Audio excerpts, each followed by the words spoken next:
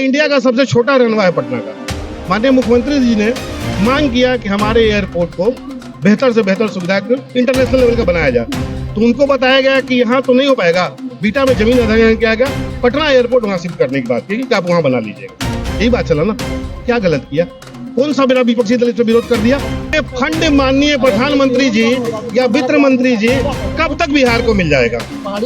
क्योंकि मैम ये वही प्रदेश है 2015 में प्रधानमंत्री नरेंद्र मोदी जी बोलते हैं कि रक्सौल का एयरपोर्ट चालू होगा और आज तक जमीन अधिग्रहण नहीं हुआ।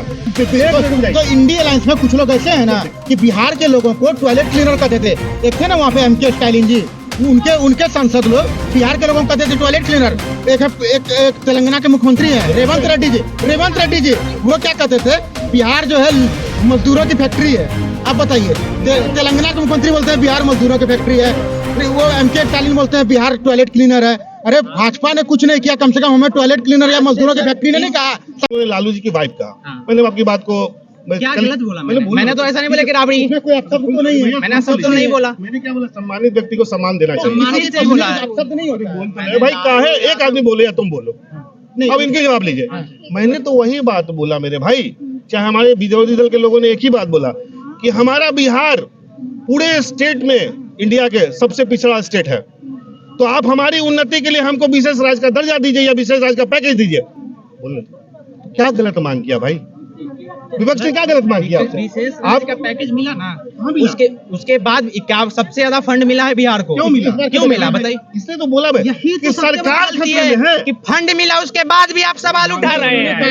नहीं, इन्होंने कहा कि सरकार ने बिहार के लिए कुछ नहीं किया। तो इंडिया अलायंस में कुछ लोग ऐसे हैं ना कि बिहार के लोगों को टॉयलेट क्लीनर कहते थे। एक थे ना वहाँ पे एमके स्टालिन जी, उनके सांसद लोग बिहार के लोगों को कहते थे टॉयलेट क्लीनर। एक तेलंगाना के मुख्यमंत्री हैं रेवंत रेड्डी जी, वो क्या कहते थे? बिहार जो है मजदूरों की फैक्ट्री है। अब बताइए, तेलंगाना के मुख्यमंत्री बोलते हैं बिहार मजदूरों की फैक्ट्री है, वो एमके स्टालिन बोलते हैं बिहार टॉयलेट क्लीनर है।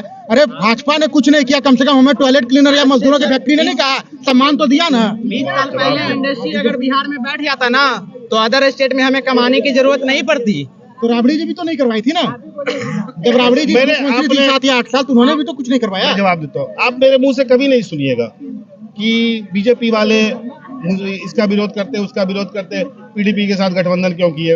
हाँ, नीतीश जी मोदी जी बिहार महाराष्ट्र से हमारे बिहारी भाई को मार के भगाया जाता था, उनके साथ आपने गठबंधन। मेरे मुंह से कभी नहीं सुनिएगा पिछला, मैं हमेशा वर्तमान की बात करता हूँ, क्योंकि मैं दावा करता हूँ मैं जो बीत गया है दुनिया का कोई ताकत उसे वापस नहीं ला सकता, उसको बदल नहीं सकता।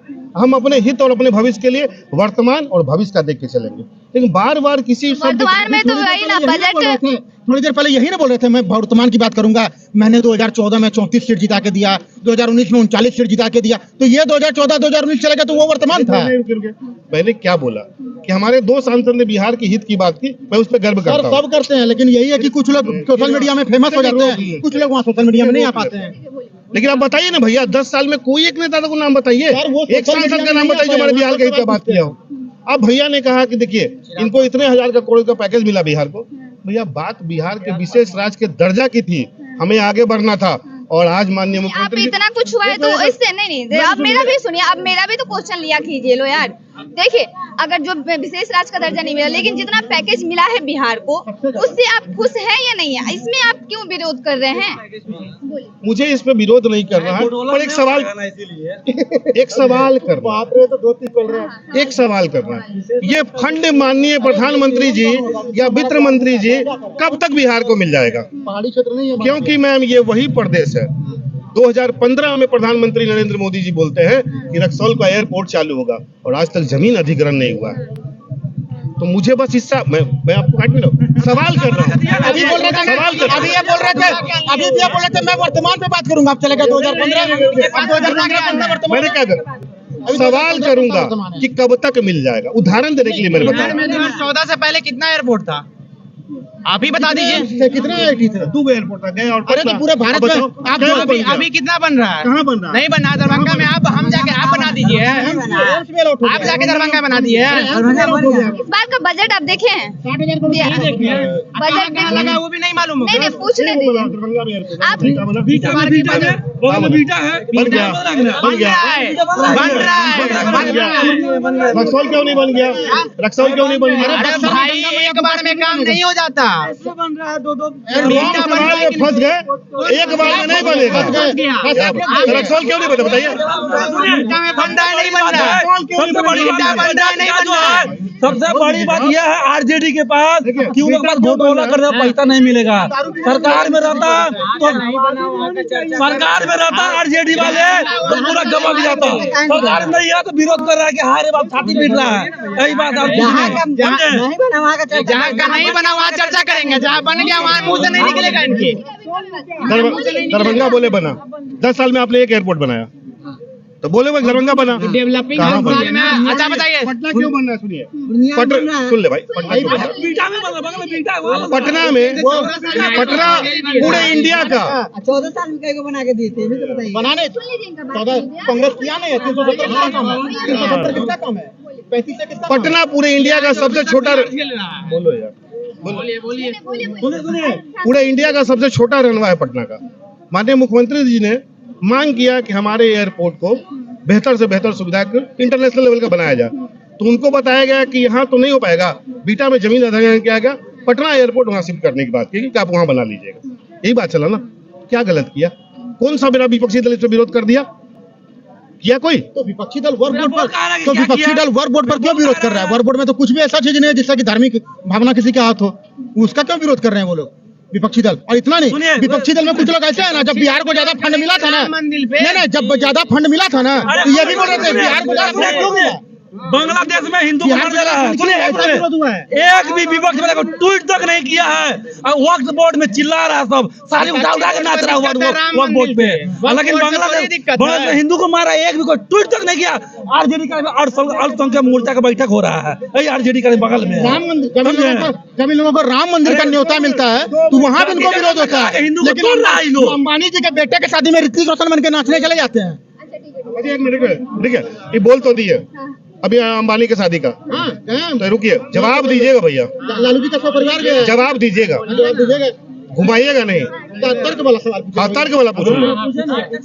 हमारे प्रधानमंत्री जी का आरोप है राहुल गांधी पे कि कितना काला धन मिला है अडानी अंबानी से। क्या बात है, नाम नहीं ले रहे हो, ट्रक भर भर के मिला है। तो मोदी जी, आप इस देश के प्रधानमंत्री हैं, जब आपको पता है कि अडानी अंबानी के पास काला धन है तो आप क्यों गए? उन्होंने कभी उसका विरोध भी नहीं किया था। क्या किया? ये क्या किया? काला धन का मतलब क्या होता है? सब लोग गए वहाँ पे। अगर वो ठीक है, अगर सरकार नहीं, रुकिए, अगर सरकार कोई खराब काम करती है तो विपक्ष का क्या दायित्व बनता है? उसे सवाल पूछना। अब वो अगर अंबानी अडानी शादी में जा रहा है तो आप क्यों जा रहे हैं ऋतिक रोशन बन के नाचने के लिए? आप क्यों नहीं सवाल पूछे वहाँ? आप क्यों नहीं अपने सिद्धांत पे कायम रहे? पहले आपने सवाल किया तो मैंने आप सवाल। जितना दायित्व सत्ता पक्ष की होती है उतना ही दायित्व विपक्ष की भी होती है। अगर वो पूरा करे तो आप अपने सिद्धांत पे कायम क्यों नहीं रहे? क्या हाल है? क्या हाल है? दीजिए जवाब। आपने पहले सवाल उठाया विपक्ष में, ठीक है। मोदी जी बुरे हैं, उनके शादी में गए। इंडिया अलायंस के लोग भले थे ना, वो क्यों गए उसकी शादी में?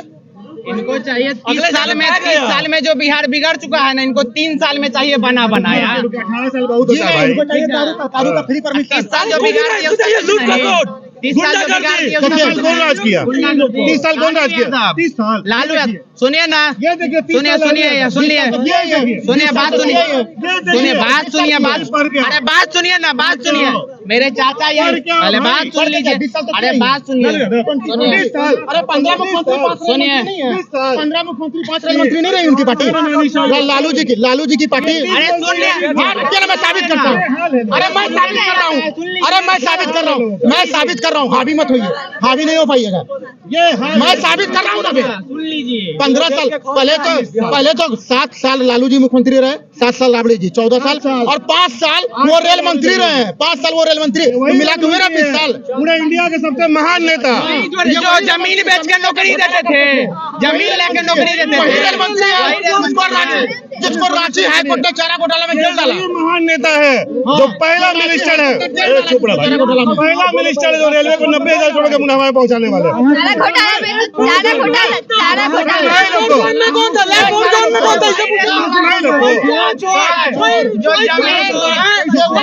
ये वही रेल मंत्री है जिनको रांची हाई कोर्ट ने चारा घोटाला में जेल डाला था, अभी पेरोल पर है। 10 साल में मोदी जी रुके, अरे रुको, तो क्या किया गलत यार? ये हमारे देश का प्रधानमंत्री जब बहुत कुछ बेच सकता है, बीजेपी का पक्ष रख रहे हैं, कुछ आरजेडी का पक्ष रख रहे हैं।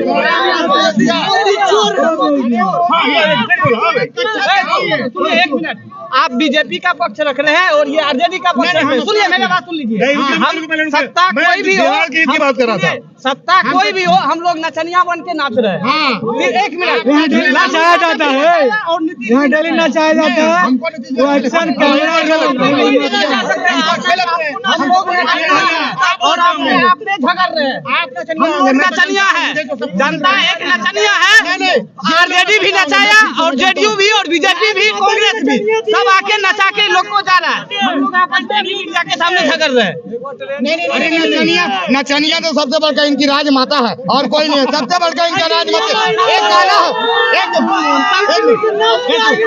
एक गाना है, एक गाना है, लौंडिया लंदन से लाएंगे और रात भर डीजे बजाएंगे, गाना निकला था, लेकिन अब नहीं लाना है। एक बार इटली में लाए थे, आज तक चमचाई लोग नाच रहा है, वही चमचाई लोग हैं। आपने सुना कि लोगों का क्या कहना है। फिलहाल इस मुद्दे पे आप क्या सोचते हैं, हमें कमेंट के जरिए जरूर बताएं। धन्यवाद।